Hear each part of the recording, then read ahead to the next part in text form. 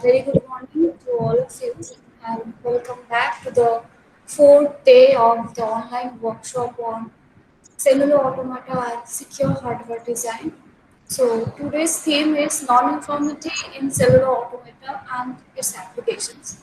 And the title talk will be given by Professor Sukanta Das.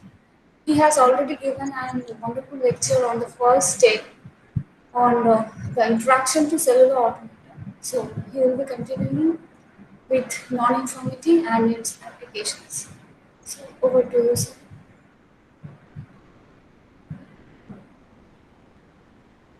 Okay,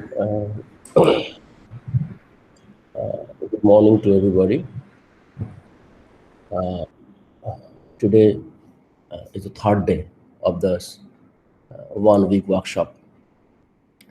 So, first 2 days, first 3 days, we discussed so many things and on, say, security and cellular automata.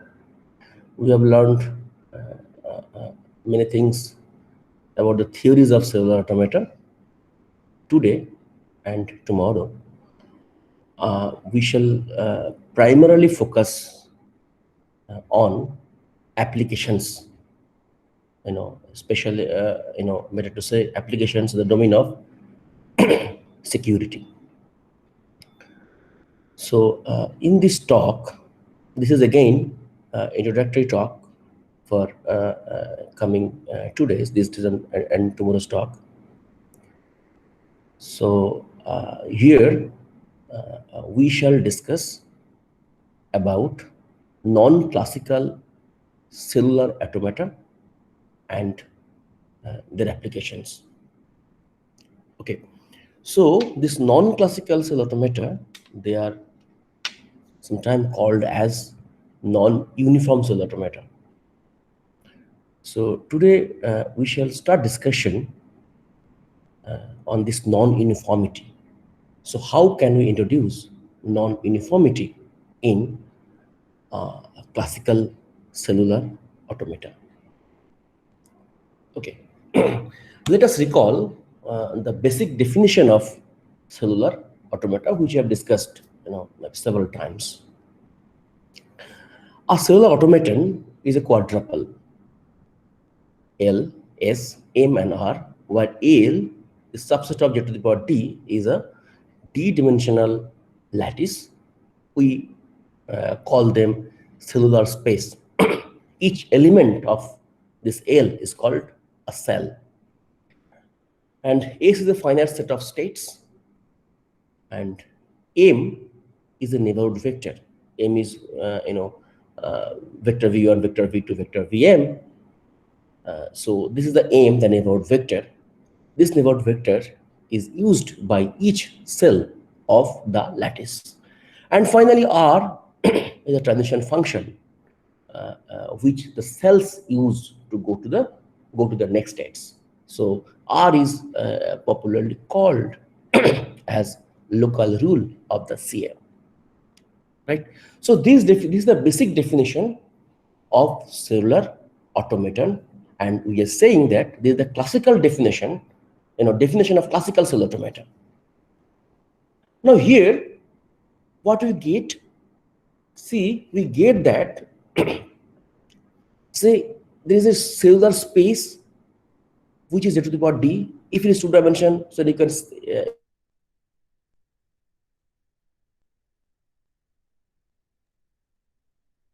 you put a finite automaton in each cell, and finite automaton is characterized by the function R, nested function R.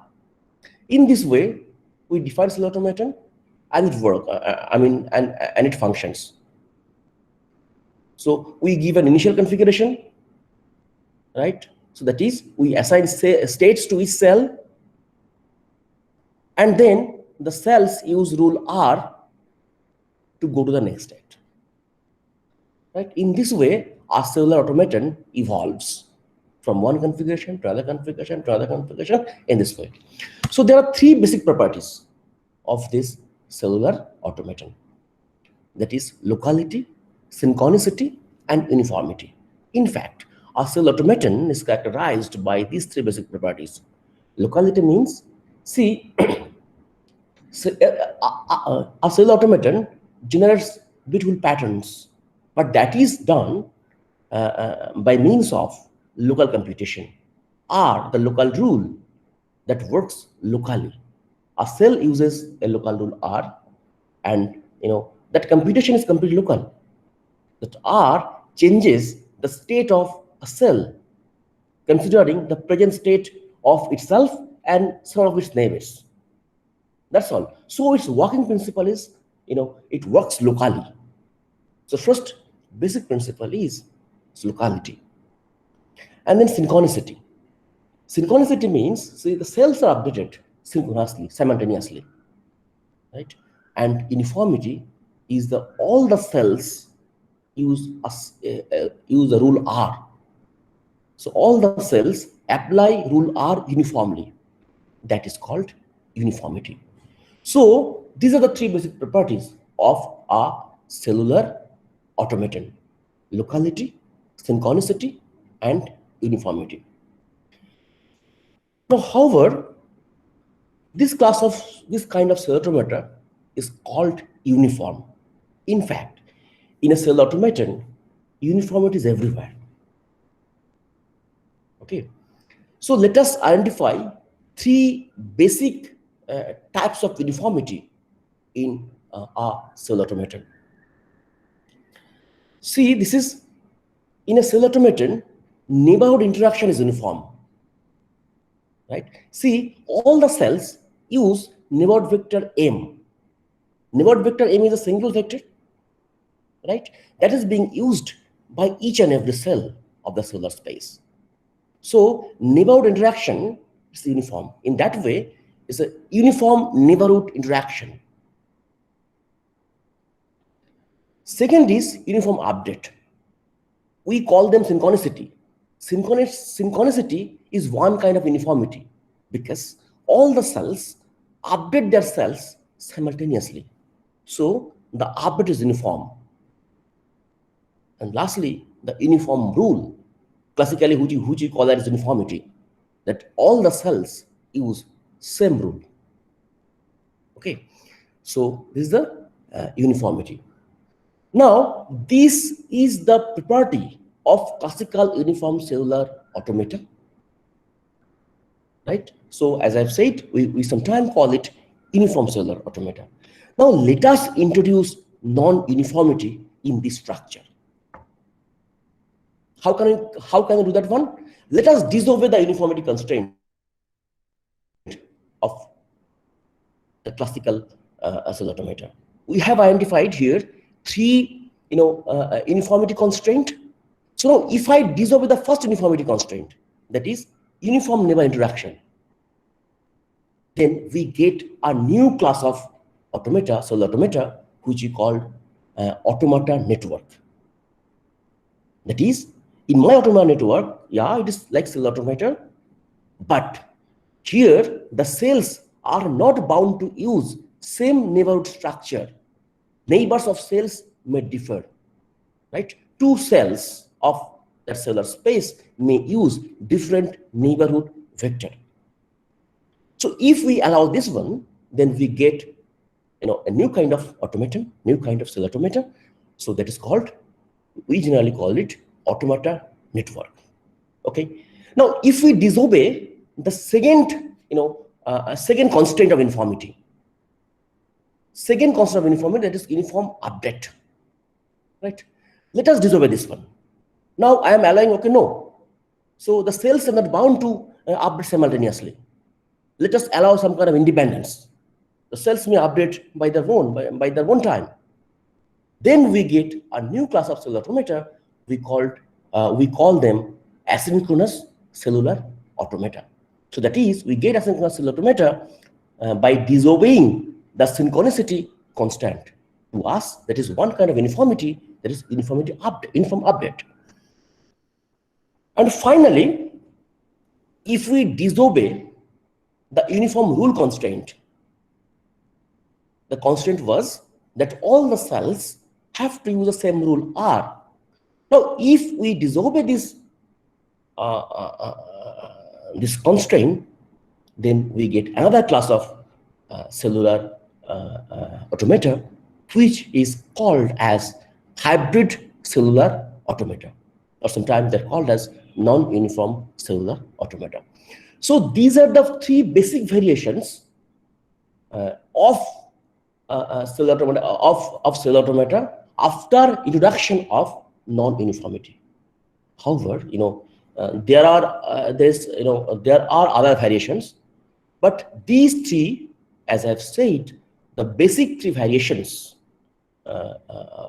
we get by introducing non-uniformity in classical cellular automata. Now, before going further, one question may come, well, cell automata itself can do so many things. It is computationally universal. It can, simulate universal Turing machine. It has so many beauties. It is so powerful. Then why we are disobeying some of its properties is constant? The reason is, over the years, the researchers who use cell automata for several applications for modeling purpose, they thought that, okay, so the nature, our physical system, they are not always uniform. Okay, classical cell automata can do so many things, but if we can introduce new or non-uniformity, hope was that kind of non-uniform cell automata can be a good, better choice of modeling natural system, physical system, as well as for using them in several applications. So that is the need of introduction of non-uniformity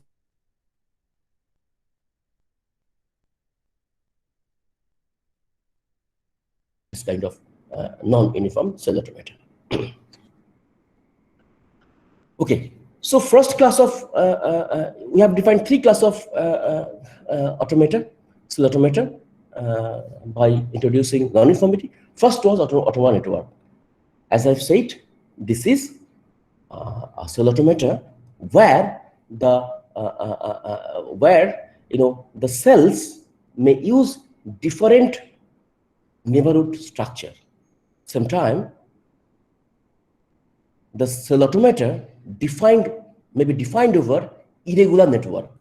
In our classical definition, the grid structure is very regular. It's regular. So we may use irregular network also, right? By introducing irregular network, we disobeying the first constraint. So in that case, we get automa network. Sometimes they are called as graph cellular automata. Although there are some differences, but we have put them in a single class, automa network, graph cellular automata, where the cells use different neighborhood vector. As I've said, in case of asynchronous cell automata, it disobey that synchronous update scheme, rule. In case of synchronous update rule, what happens actually? So all the cells update simultaneously, as if we assume some kind of global clock. Some clock is coming, and all the cells are dancing with the tune of the clock. When clock comes, the cells are forced to get updated. Okay, but here, as I've said, some researchers, they think that non-uniformity may be better choice of modeling physical system. This is one reason. But in case of synchronous CA, inherently we assume global clock, but in nature you may not find any global clock. So it is thought that asynchronous cell automata, where no global clock is assumed, may be better choice for modeling physical system. Anyway, asynchronous cell automata do not use any global clock. I mean, the inherent concept of global clock. So here cells are updated independently. Now, finally, cell automata, they are a model of computation. You have to simulate it. Question is, how can you model independence? Okay, how can you model the independence of cells? So, so only one. Generally, the researcher they use, one, method of modeling independence, that is probabilistic update rule, probabilistic update of cells. So that is cells are updated with some probability. Okay, that is the people argued that this is the best way of modeling independence in a in this kind of mathematical structure. There are two popular update schemes for asynchronous cell automator.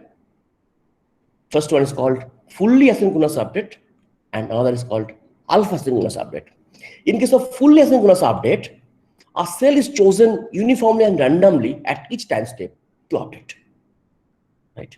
So in case of synchronous case, all the cells are forced to update. Here, only one cell is allowed to update. Okay, and that cell is chosen uniformly at random each time step. On the other hand, in case of alpha synchronous update, each cell is updated with probability alpha. That is, a cell remains in its old state with probability 1 minus alpha. Now, as usual, you can vary alpha between 1 to 0. It can assume any value. Okay, so this is called alpha asynchronous update. As I've said, there are several updating techniques, but these are very popular in literature. We find most of the works related to the asynchronous cell automator, they use either full asynchronous update scheme or alpha asynchronous update scheme. One more thing is there. In case of cell automator, the researchers they have used finite CA. Okay, finite CA have been primarily used. Practically, CA can be defined over infinite grid, but as we find, if we look at the literature, most of the works, done till date, they use finite CA, finite lattice structure for this ACA, asynchronous cellular automator. So quickly recall the boundary conditions. Since if we talk about finite CA, there are two boundary conditions. Because if we talk about finite CA, you have to define boundary condition. There are two popular boundary condition. One is open boundary condition, another is periodic boundary condition. In case of open boundary condition, missing neighbors of cells assume some specific state, and popular open boundary condition is null boundary condition, right? On the other hand, in case of periodic boundary condition, lattice is spatially periodic. For one-dimensional case, cells form a circular array. Okay, these are again two popular boundary conditions which are being used by the researchers and of ACA on other CS, other CA doing research with other kind of CS.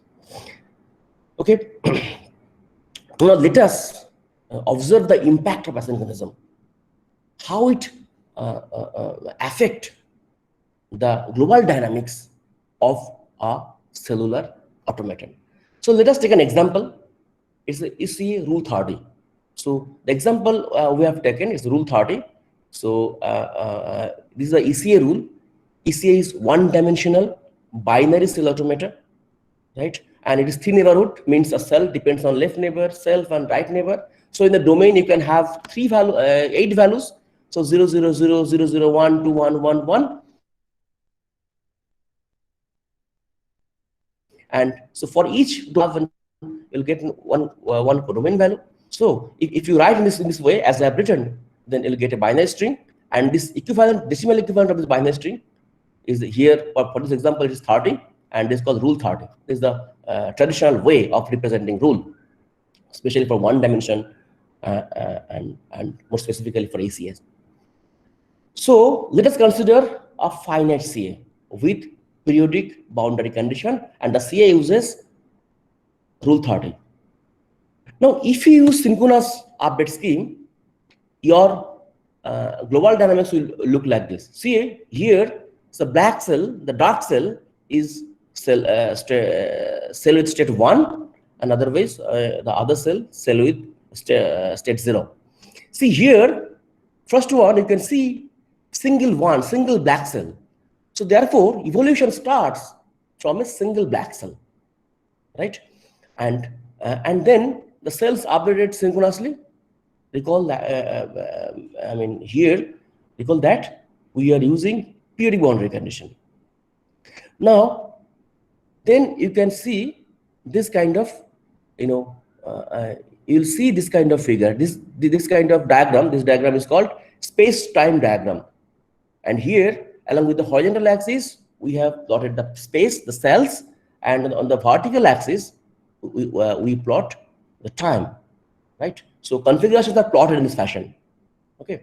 So first is initial configuration, the next configuration, the next configuration, the next, and so on. So this is called space-time diagram, and the space-time diagram, this is the space-time diagram of synchronous system, synchronous CA with rule 30. Now let us introduce asynchronicity. See, this is 0.5 asynchronous cell automaton. Same rule. You can see the remarkable difference. 0.5 means each cell is updated with probability 0.5. That is, a cell remains in its old state with probability 0.5. You can see here the straight lines, right? Rule 30 is popular for its chaotic behavior. Rule 30 is used for generating random numbers, random patterns. But here you can see, see the remarkable difference. You can see some pattern here, some straight lines, right? So in some sense, this is not so chaotic. Okay, now let us take another example. The same CA, we have started, we have started evolution with a random initial configuration, and here we have started with the random initial configuration, and this is the space-time diagram of a synchronous cell automaton. Do the same for asynchronous one. See, so this is the last one. This is the space-time diagram of asynchronous cell automata with alpha equal to 0.5. You can see here the patterns, the straight lines. So it's a remarkable difference. Okay, so everything is same. Everything is same means lattice structure, the number of state, neighborhood, rule, everything is same, but rules are applied with some probability. And then dynamics of the system gets affected, gets largely affected. So from these two figures, we can from these four diagrams, we can conclude that asynchronism has a great impact on the dynamics, right? Well, we shall not go more detail of asynchronism, but let us first just point out some results of asynchronous cell automata. So although dynamics of asynchronous cell automata is different, it's not like the dynamics of synchronous cell automata, right? But people has shown that computationally asynchronous cell automata equivalent with synchronous cell automata, right? The work which you can done by synchronous cell automata, same thing can be done by asynchronous cellular automata. This shows the advantage which you have with synchronous cell automata that you can have here also. Additionally, you are allowing some kind of independence. So it's an important result. This is also a very old result, but very important result. With line of in line of that, it says that D-state synchronous CA, synchronous cell automaton, can be simulated by 3D square asynchronous cell automaton with same neighborhood dependency. So therefore, if you have a cell automaton with this that uses this state, d number of state per cell, and if you allow 3D square number of states, then you can get an asynchronous cell automata that can that can do the same task which a synchronous cell automata can do. This also have an important result that D plus 1 dimensional asynchronous CA can simulate D dimensional cellular synchronous cellular automata. Okay, so this is also again old result. So I'm just mentioning the result. We're not going to the proofs and other things related to these results. And finally, this very peculiar one was important. Fully asynchronous CA, very simple one that can simulate universal Turing machine. So, like synchronous cell automata, the asynchronous cell automata, they are, computationally universal. First point and this point, they are, very close to each other. And this is very disturbing result. Asynchronous system cannot be in general reversible. Na? Reversible system, they're very synchronous, right? Our thinking is they're very synchronous. So in last class, in a yesterday, and in the second day of this workshop, we have 3 talks on reversibility. You can recall that reversible, say our solar system is thought as reversible system, and it's a very synchronous system, right? It's a very synchronous system. So if we allow independence, sometimes we understand, okay, no, that independent system cannot be reversible.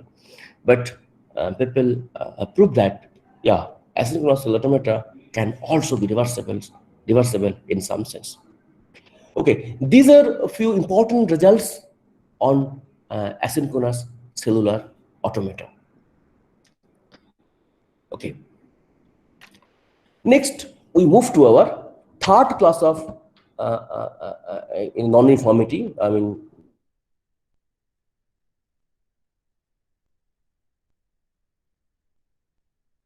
automata.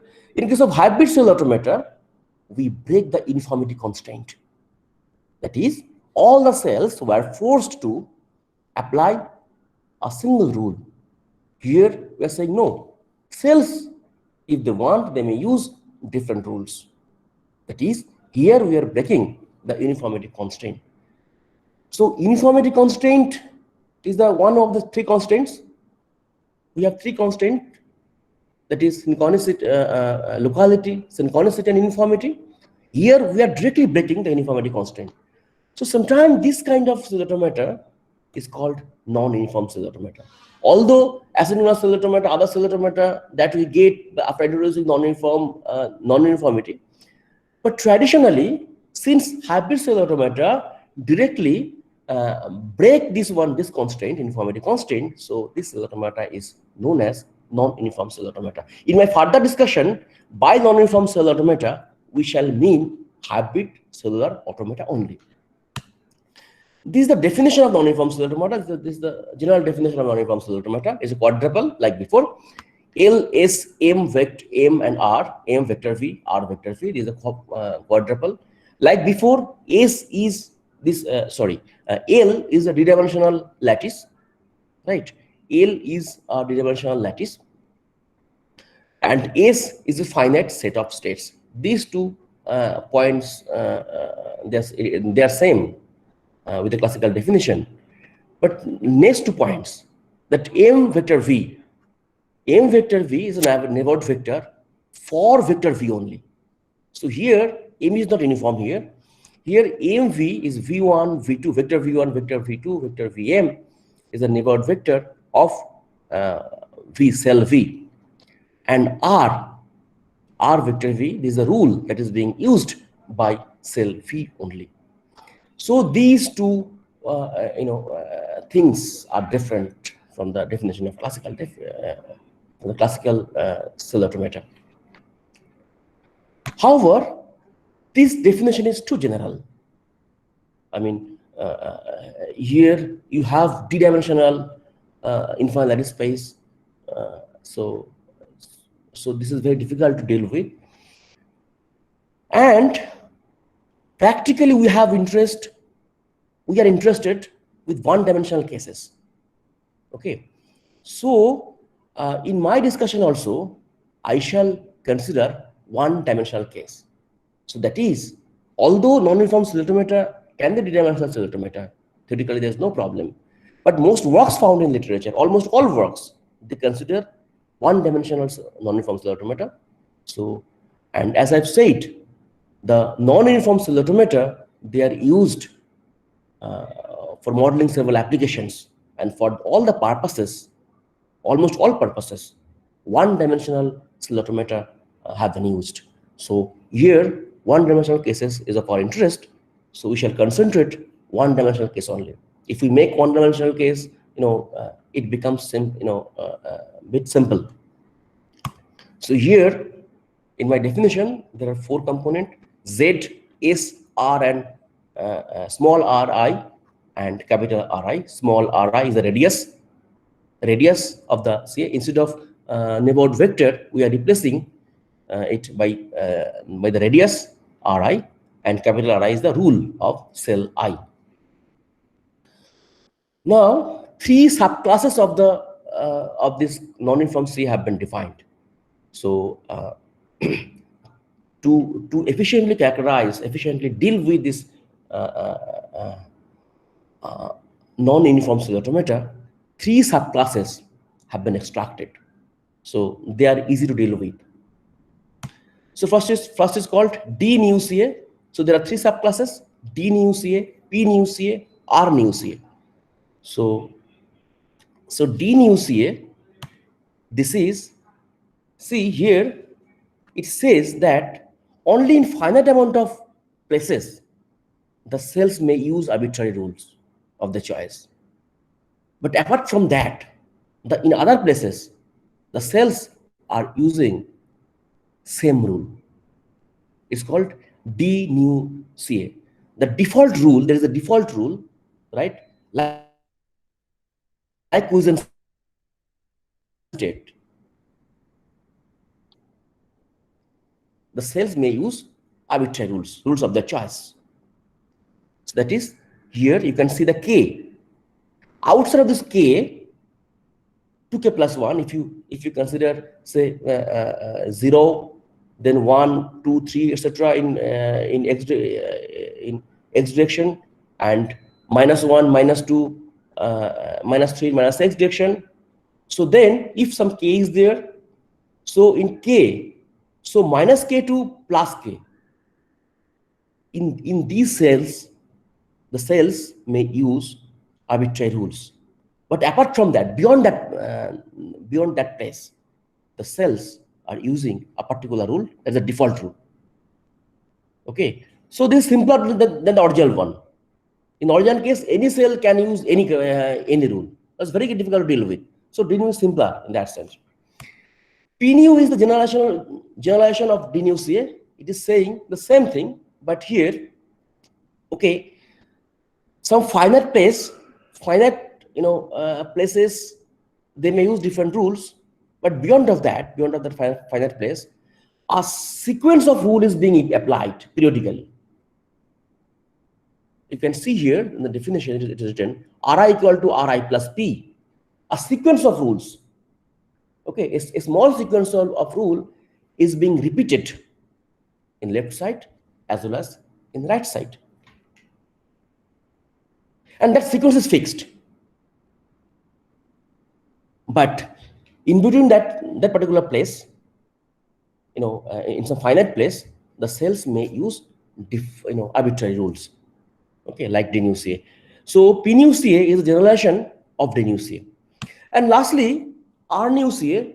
R nu CA does not say anything like this.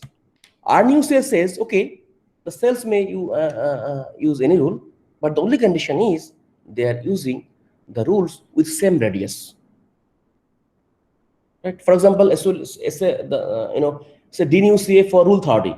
So rule 30 is being used by all the cells. So ECA 30. I'm sorry. So D nu CA, it says the radius is same. So if you want to use the ECA, then in case of ECA, R equal to 1, right? So here in case of D nu CA, what it says that all the cells will use that kind of three neighborhood CA. So if all the cells use ECA rules, then that non-uniform CA becomes R new CA. So anyway, these are the three classes of non-uniform CA, of non-uniform CA. Okay. In this case, in these three cases, that we have considered the lattice size infinite. Right. Okay. Before going further, let us define the linear cell automata. Linear cell automata, they are of interest of researchers due to several reasons. Okay. So let's first define it. A linear cell automata, a CA is linear if its global transition function is a linear map. There are two conditions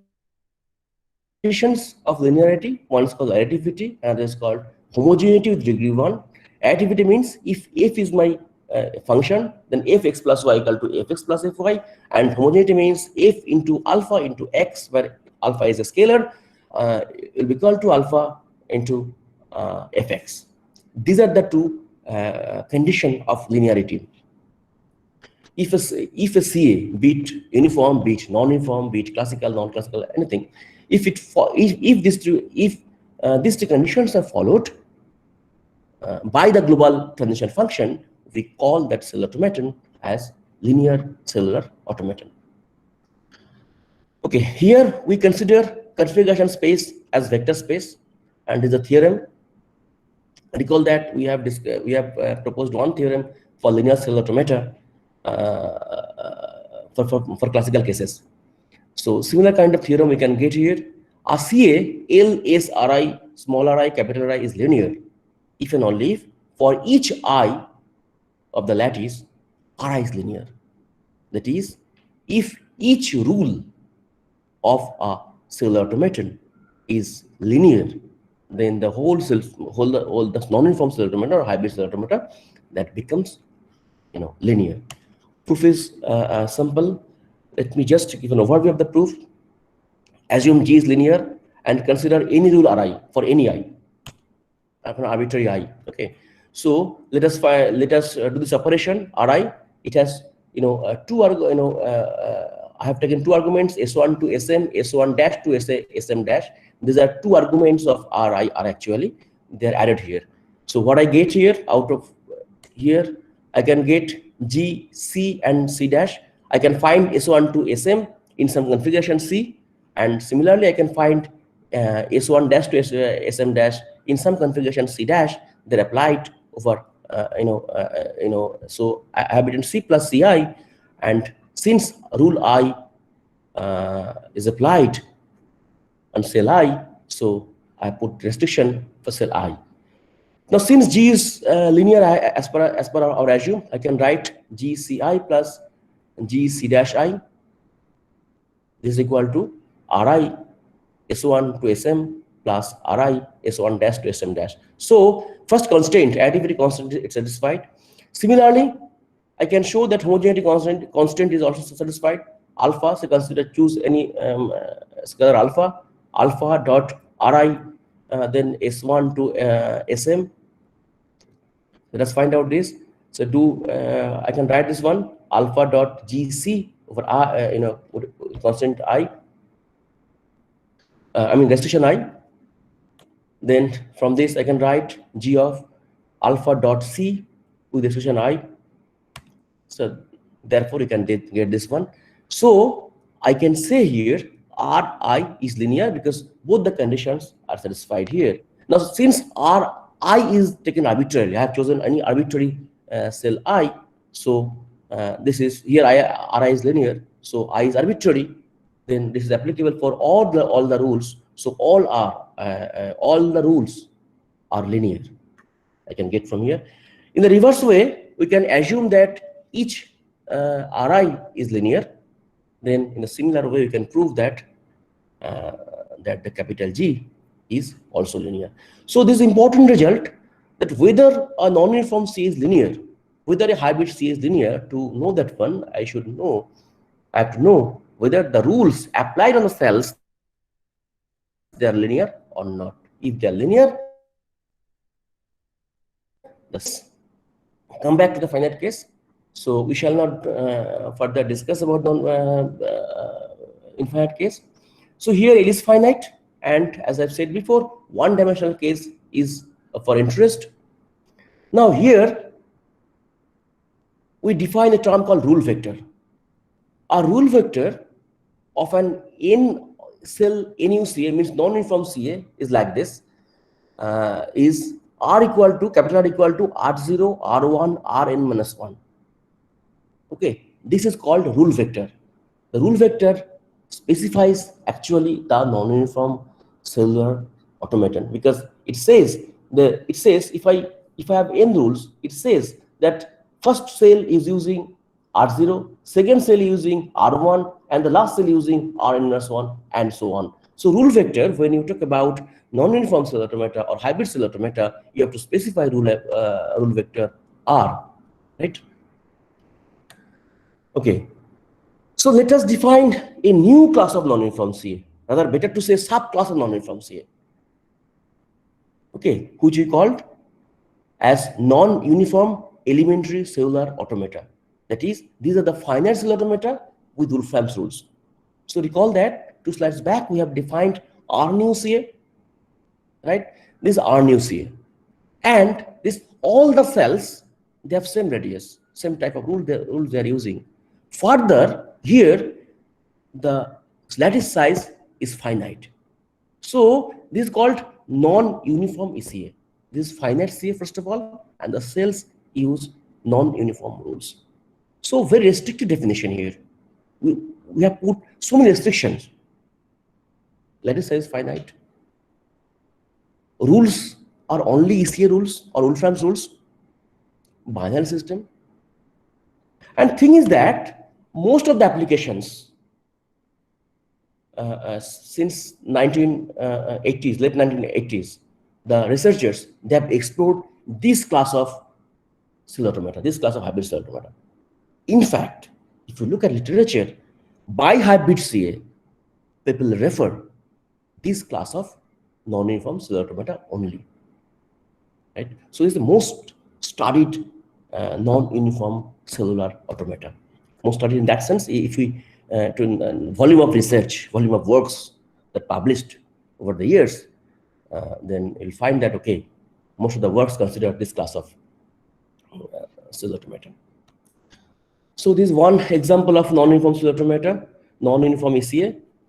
4 cells, 150, 90, 150, 90. These 4 cells are used. Okay, so there are 2 tables. So for this class of CA, this is you can get this kind of transition function. This kind of transition diagram. Okay, this transition diagram is specifies from which configuration what is the first configuration, then what is the next configuration, and so on. For example, if 0, 1, 0, 0, this is the configuration. See, it's 4 cell, so you can have 4 cell 4-bit pattern, right? If 0, 1, 0, 0 is your configuration, so by applying this rule, you will get the 1, 1, 1, 0, this configuration as your next configuration. And then if you further apply this 150, 90, 150, 90, then you'll get all 1 as its next configuration, and so on. Okay. Okay, in this way, you can get this kind of diagram. So in case of finite case and finite non-uniform ECA, this tool is widely used.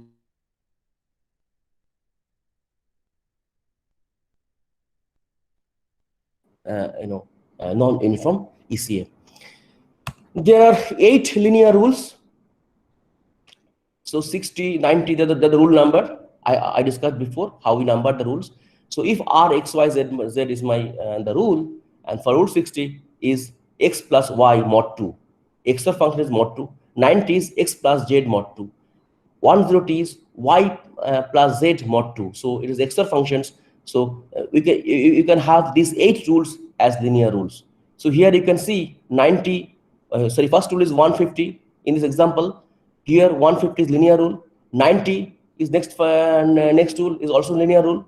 So 150, 90 both are linear rules. So this CA is the linear CA. Okay, so CA we have taken as an example is the linear CA. Okay, now importance of this non-uniform ECA is they can easily be implemented. Be it software, in case of software, it's simple to understand. The important thing is this kind of non-uniform CA can efficiently be implemented in hardware. And that is the one important reason why this class of cell automata non-uniform ECA get huge popularity in this era. Okay, people especially work in the domain of VLSI design and test. They use this class of cell automata for several purpose. And because this kind of non-uniform cell automata or non-uniform ECA can efficiently be implemented in the hardware. Let us discuss about that, how the implementation of that one. Suppose I want to implement 15090, 15090 this CA. Okay, so this is my the abstract structure. I'm using null boundary condition. Okay, 15090, 15090. Then my typical cell will look like this. So one flip-flop is needed to store the state. Each cell is having some state, right? So state is to be stored. So for that, I need a flip-flop. Binary system, right? So 1 bit memory is needed. So I have used 1 D flip-flop. And to go to the next state, I have to apply some function. That function is implemented using some combinational logic.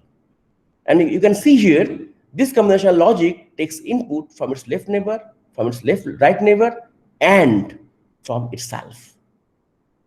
It's a nearest neighbor cell automata.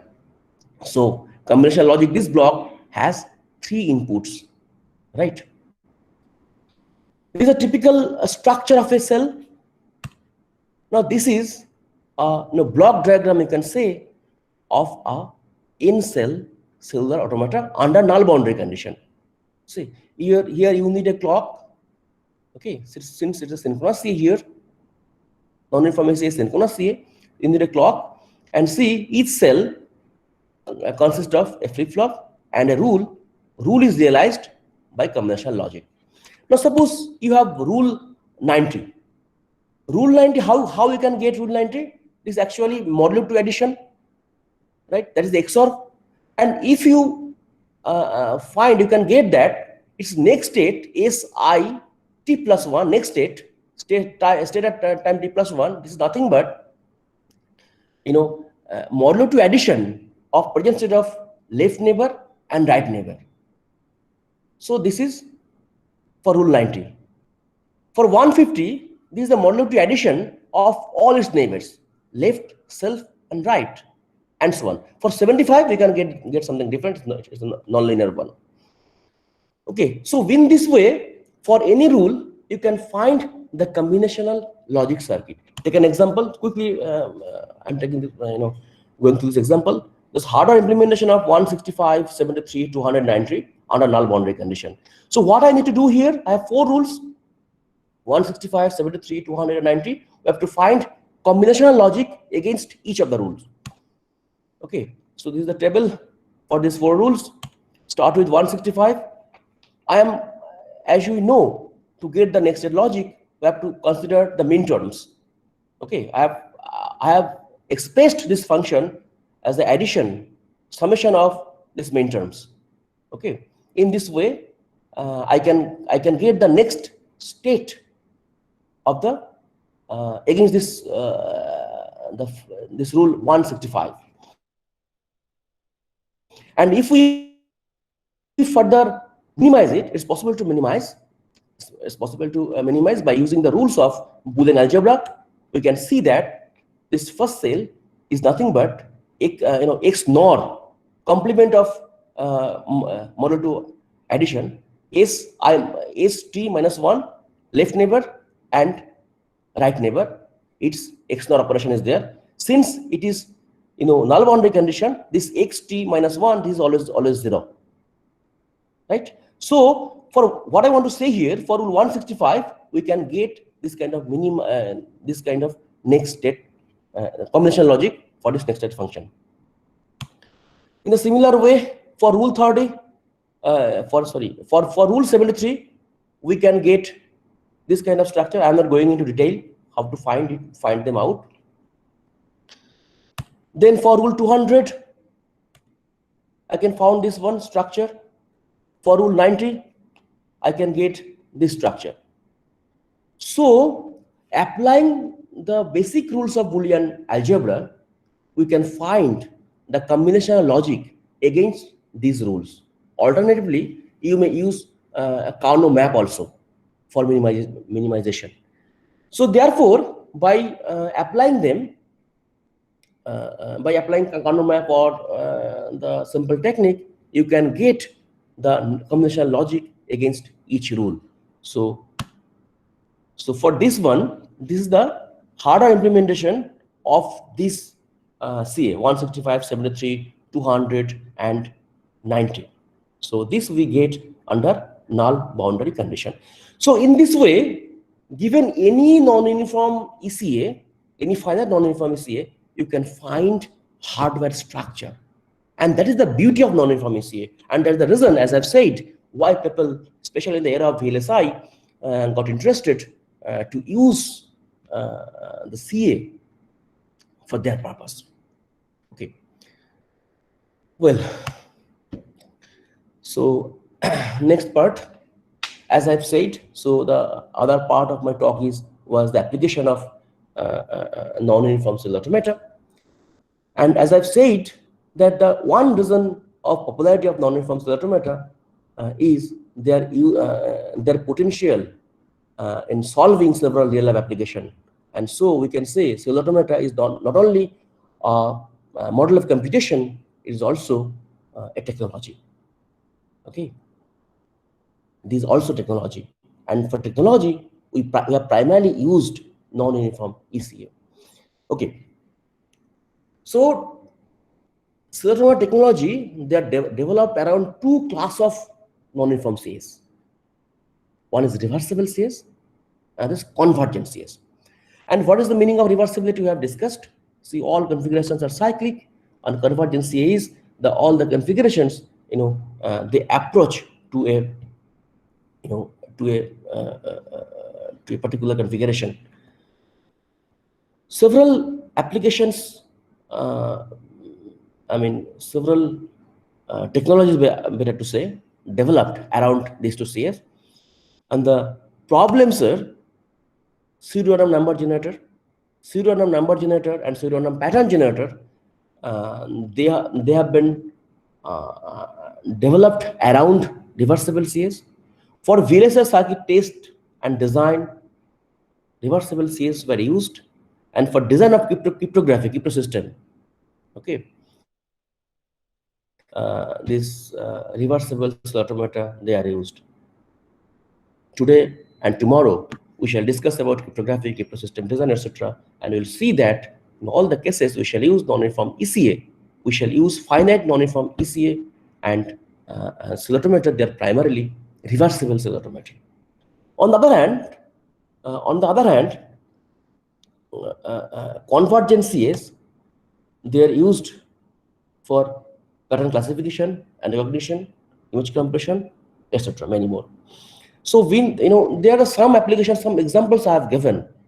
Apart from that, there are many cases. If you find literature, there are many cases, many domains where these non-uniform ECAs were used to solve the problems. Okay, these pseudo-random number generators. So yesterday it was used, it was discussed in detail. I am not going into that one. Just I want to mention that in the yesterday's lecture by Kamulika. So Kamulika talked about uniform CA. Here, what I am saying, that non-uniform serial automata, they're also a good tool to design pseudo-random number generator, PRNG. Sometimes we call it pseudo-random pattern generator, right?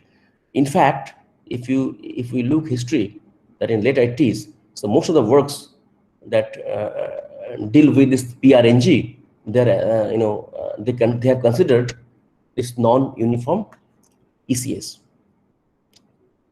Okay, so and especially one class of serial automata. Let me skip these things. So just I'm mentioning that especially one class of cell automator called maximal length cell automator that is used. Maximal length means all the configurations except one they're in single cycle, and it was proved that in any cell automaton, so at max you can get this cycle.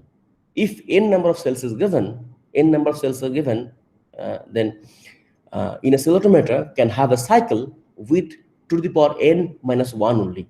So this is called maximal length cell automator. And people proposed, researchers use this kind of cell automator to design pseudo-random number generator as well as pseudo-random pattern generator.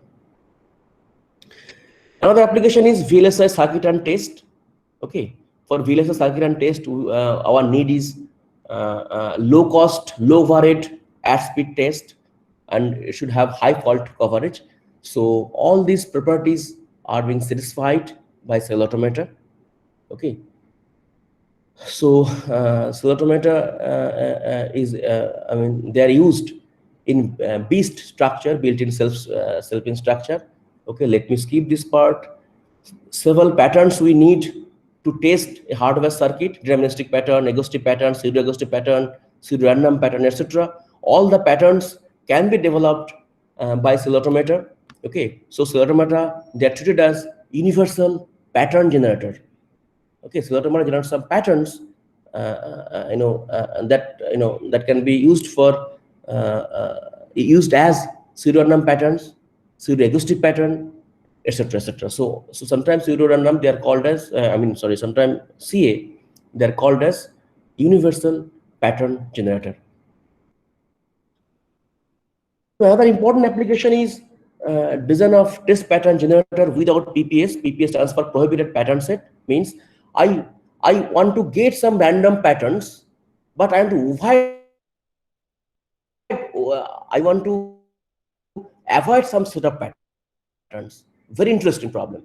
I want some randomness, but I have some reservation about some patterns. I don't want someone. Apart from those patterns, I want to see some randomness in my generated patterns. So very interesting problem, challenging problems, and cell automator, they're proved as a good tool to solve this problem. So if anybody is interested, so the papers are there. We will go into it. I'm not going in detail. Last application which I want to talk about, that is the pattern classification. The transition diagram which is shown here. This is a transition diagram of a convergency. See here, if you start from any configuration, you will always settle in a particular configuration. So, for example, if you start from 4, you will reach at configuration 3. If you start from 13, you'll settle at configuration 11. So configurations are written in decimal format only, right? So if you start from any configuration, you'll always reach to this automaton. Your system will reach to a fixed point. We call them fixed point. So they're the convergence here. And people have shown that this cell automator, they're suitable for pattern classification. So how? Suppose here I'm saying that class S1, this is the graph we call it basin. S1 and S2, they represent some class 1. And rest one, that is S3 and S4, they are representing class 2, right? And if somehow I know that, okay, S1 and S2, they are representing some class 1, and the rest, they are representing class 2, then your cell automaton can act as a machine, right? So here, that can act as machine, and that can act as a machine. So now, if you start from any configuration, you'll reach to 3, 7, 15, or 11, these fixed points. And by looking at the fixed point, you can say, okay, these are class 1, these are class 2, and so on. So therefore, as I was saying, that your automaton can act as a pattern classifier, an intelligent machine in some sense. Okay, so these are the few applications. The point is there are some computational difficulties. Okay, in first case, for design of PRNG, pseudorandom pattern number generator, what you need? We need reversible CA. And we need maximal NCA. Question is, how can I decide a CA is given to you? How can I decide that CA is reversible or not? Or even if it's reversible, it is having maximal and cycle or not? Similarly, if another CA is given, how can I decide that it converts to some fixed point, the CA is converting CA? So it is really difficult. It's a problem is decidable, but you need computation is difficult. You need huge time and space to decide these things. For that, you need some tools. Over the years, people develop some tool. So matrix algebra has been proposed as a tool for that. And here, linear cell automata, we have discussed about linear cell automata. Linear cell automata, they can be used. For the linear cell automata, matrix algebra can be used. So that is the importance of linear cell automata. When linear cell automata is given, you can use standard tool of matrix algebra. How can you use this one? Take an example. So this is a CA 9150, 9150, one linear CA, and this linear CA theories are there. They can be implemented. They can be represented by this T matrix, by this matrix T under null boundary condition. And when you get this T, you can decide reversibility or irreversibility further using vector algebra, vector space theory, and matrix algebra. You can decide their their cyclic behavior, whether they are forming maximal and CA, whether they are not. That also can be decided. However, the problem is, if your CA is not linear,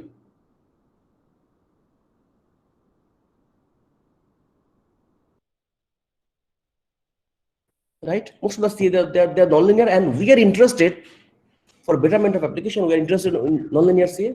In that case, this matrix algebra, you can't use this matrix algebra. For that one, another tool has been developed. So that is called reachability tree. So in yesterday also, and in Tuesday also, reachability tree has been introduced by Kamulika, and the same tree is used to characterize the nonlinear CAs, nonlinear, non-uniform CAs. Okay, I know I am going out of time. Yeah. So I shall not discuss it again. Okay, let me skip the use of tree. Let me skip this use of tree. This has been discussed. So is the tree structure. Is the tree. For n cell CA, you have n plus 1 number of levels. This is so using this tree, we can characterize the nonlinear CAs, right? We can do this one, and using this tree, we can decide reversibility of non-uniform CA. Let me skip this part. Interesting thing is, say using this tree, you can develop efficient algorithm which can run in linear time, order of n time, as well as you can synthesize the reversible cell automata. This is very important, because if you want to apply them, you need to, if you want to use cell automata for your purpose, you need the reversible automaton. So you should have some synthesis scheme, synthesis algorithm. We are having that one, and that complexity is again order of n. So, and further using this theorem, we can classify the rules. We can get this kind of class table. So class table helps you to decide reversibility of a non-uniform CA, as well as you can synthesize reversible system. Example is given. Say if I want to synthesize 90, 15, 85, 15. So this is a reversible CA. If you want to synthesize this reversible CA, So for the first rule, you have to consult first rule table. For the last rule, you have to consult the last rule table. So how to synthesize? For the first rule, you consult first rule table. Then in the first rule table, there is a class, class column. Use the class column, and then come back to the come to this original table. Yeah, using the original table, you choose the other rules, and for the last rule, you use the last rule table. In this way, you can use these two tables. You can use this two table to synthesize reversible CA. So there are some theories how we can develop, how we can get these tables, but I'm not discussing the theory in detail. Interested people can get the paper. Okay, so we can decide reversibility in this fashion. Reversibility of non-uniform ECS. Okay, now for the convergence also, we can use this kind of retrievability tree, this retrievability tree. However, to decide convergence of a cellular automaton, we need some extra tool called links. Okay, so links are developed and defined over the retrievability tree where the edges are linked among each other. Okay, so I'm not going into detail. So edges are linked here. So edges are linked. So we can characterize the links. Okay, there are three kinds of links: forward link, backward link, and self link. We can characterize the link. Okay, using this characterization, we can synthesize, we can decide the convergence of CA, as well as we can synthesize efficiently a non-uniform ECA that converges to fixed point. So both the algorithms are possible. These theories are developed. So point is, you have non-uniform ECS, and we need non-uniform ECS, right, to use them in several applications. Over the years, over the decades, this cellular automata have successfully been used to model several applications, right? And we have just named one tool called retrievability tree, which can be used as a characterization tool and which can be used to characterize this non-uniform ECA. Okay, so apart from this tree, matrix algebra was there. Matrix algebra was used by the researchers, and for nonlinear CA, we need this kind of tree. Okay, this is my although I have discussed some applications, just introduce some applications. Many more applications we can explore. Many more applications can be, real life problems can be solved by this non-uniform ECS. So we can explore them in near future. And the retrievability tree, which have not yet not properly discussed here, but just to have introduced, it has a promise to be an efficient tool, and by using the tool, we can choose our cellular automata, which can solve our problems. So there are two challenges. So we want to develop, we want to do some universal computation by finite cellular automata. So as I've said, the classical cellular automata, they are proved as universal, but in that case, the cellular automata, they are infinite. But in this case, we have discussed, last few minutes about finite cellular automata. Question is, can they be universally computation? Can they do some kind of universal computation? The question is not known. And can we have some computer architecture, okay, based on cellular automata? There's also unsolved question, and both the questions are related. And see, if we want to develop some real life computer architecture, then we have to consider finite cases only, finite cell automata, they only. So in that case, we believe non-uniformity, non-uniform cell automata, they may play a good role. Remain open. So thank you for attention. I have taken at least 10 minutes more. Thank you. Thank you, sir. Thank you for the very illustrious and enlightening talk. So maybe or so many questions have arisen from the participants, but I'm asking whether we can take the questions during the lunch break because now we don't have much time. Sir, I have a question. Mm. Uh, Mostly applications are done on cellular automata under null boundary condition. Is this because periodic boundary cellular automata can be considered as infinite CAs? Is this because null boundary CAs are used in applications? Not exactly. Not exactly. Uh, and see, the first application, in late 1980s.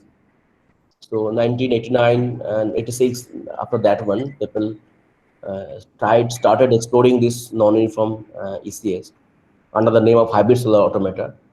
At that time, people used null boundary condition. One reason was experimentally the researchers, they found say Maxwell cell automata.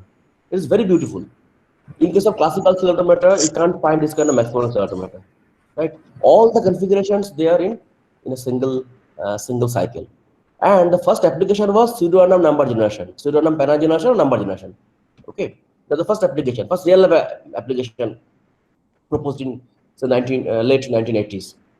And both the cases, in that case, you cannot use periodic boundary condition because if you use periodic boundary condition, you cannot get Maxwell and CA.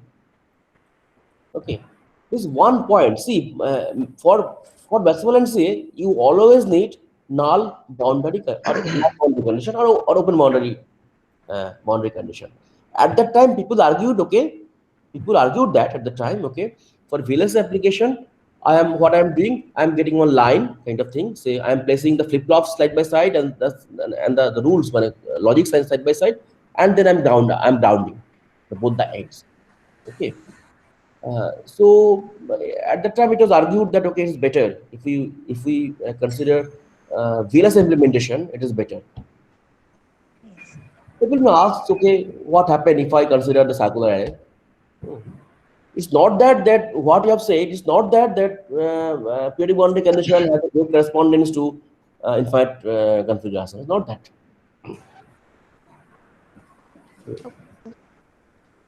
Okay, any other questions? Hello, this is Vishwanath, sir. Yeah. Sir, I have a question. Sir, Hmm. the space-time diagram you have shown, Rule 30. One is synchronous system, another diagram is 0.5 alpha synchronous system.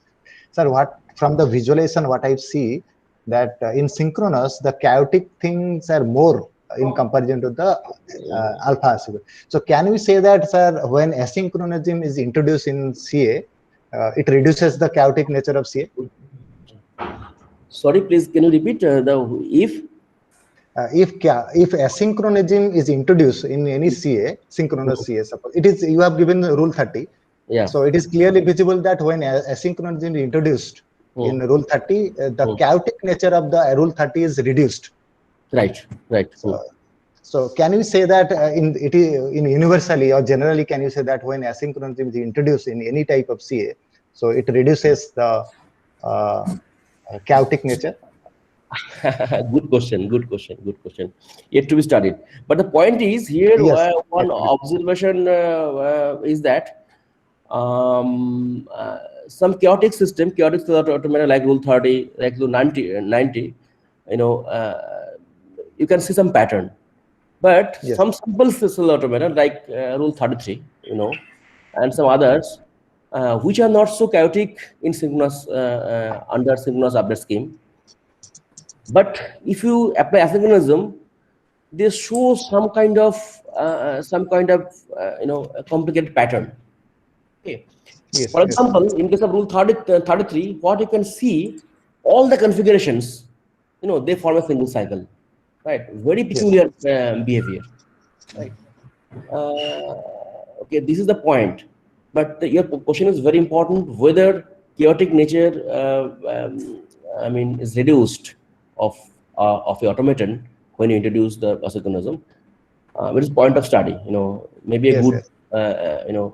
research. Good Yeah, research to that. Yes, simple a that's simple automata, they are showing some chaotic behavior, uh, yes, and and obviously you'll have some relationship between alpha. Alpha yes, yes, yes, so if alpha is a 0.1, very less, okay, chances there that okay, you'll get some simple patterns. But say alpha is high, so 0.7, right? yes. You'll see some different pattern. Okay. Yes, yes. I understand. Okay, sir. Thank you, sir. Okay, thank you, sir. I can't take any more questions right now. So I request the participant, if you have any question, please write in the chat box. And I request Professor Das to allow me to ask those questions if there is during the lunch break, so that Right. after the next talk, if there is possibility, then we'll discuss. Okay. Come Okay. back to the questions. I shall love to answer that question. I know I have taken so many times and I have skipped so many things. Yeah, yeah, that was Yeah. so. There, I also have some questions. Okay. So, I tried to cover a lot of things. So because the non-uniformity, the implication of non-uniformity, the application domains, I've tried to cover them. So it became lengthy. yeah, yeah. So Sorry. okay, so, Okay. so it's fine. It was Okay. very interesting talk. So we'll come back at 12, and after the next talk, maybe if there is some question, we'll discuss those questions. So Thank you. I request Okay. Professor Das to allow us to do that. Thank you. Thank you. Okay. Thank you. Okay, so I'm closing this session. We'll resume at 12 after just 15 minutes.